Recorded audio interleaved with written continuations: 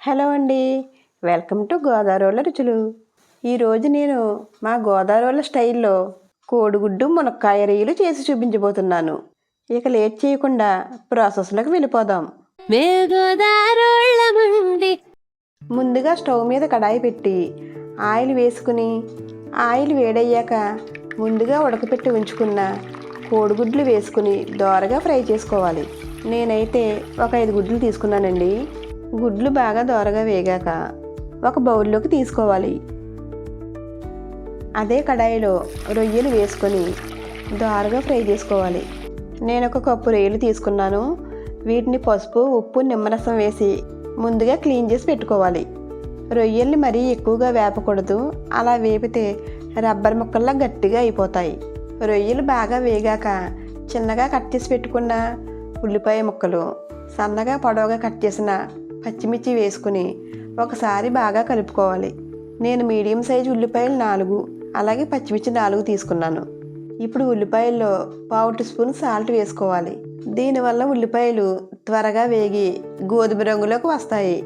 ఉల్లిపాయలు కొంచెం వేగాక 1 టేబుల్ స్పూన్ అల్లం వెల్లుల్లి పేస్ట్ వేసుకుని పచ్చివాసన పోయే వరకు వేయించుకోవాలి. ఉల్లిపాయలు బాగా వేగాక కట్ చేసి పెట్టుకున్న మునక్కాయ ముక్కలు వేసుకుని ఒకసారి కలుపుకోవాలి. నేను ఈ కూరకు 2 మునక్కాయలు తీసుకున్నాను. ఒకసారి కలుపుకున్న తర్వాత మూత పెట్టి 2 నిమిషాలు ఉడికించాలి.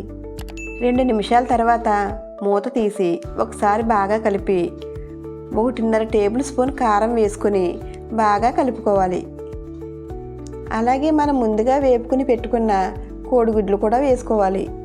తర్వాత గుడ్లు విడిపోకుండా ఒకసారి నెమ్మదిగా కలుపుకోవాలి. అలాగే ఒక గ్లాసు వాటర్ వేసుకోవాలి.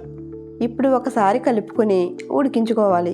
కూర ఉడుకుతూ ఉండగా 1.5 టేబుల్ స్పూన్ సాల్ట్ వేసుకోవాలి. అలాగే 1 స్పూన్ ధనియాల పొడి, 1/2 స్పూన్ జీరా పొడి వేసుకోవాలి. ఇవన్నీ కలిసేలా ఒకసారి కలుపుకోవాలి.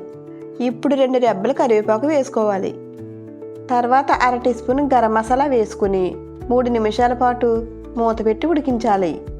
మధ్యలో మూత తీసి ఒకసారి కలుపుకొని మళ్ళీ మూత పెట్టి మరో 4 నిమిషాలు ఉడికించాలి. తర్వాత మంటను సిమ్లో పెట్టి కూర దగ్గరకు అయ్యే వరకు ఉడికించుకోవాలి. చివరగా కొత్తిమీర వేసుకుని 10 సెకండ్స్ ఉడికించుకొని స్టవ్ ఆఫ్ చేసుకోవాలి. అంతేనండి, కోడిగుడ్డు ములక్కాడ రొయ్యలు ఇగురు రెడీ.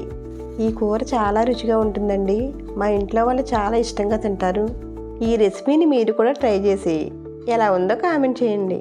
మా రెసిపీస్ కనుక మీకు నచ్చినట్లయితే లైక్ చేయండి. అలాగే మీ ఫ్రెండ్స్ అండ్ ఫ్యామిలీకి షేర్ చేయండి.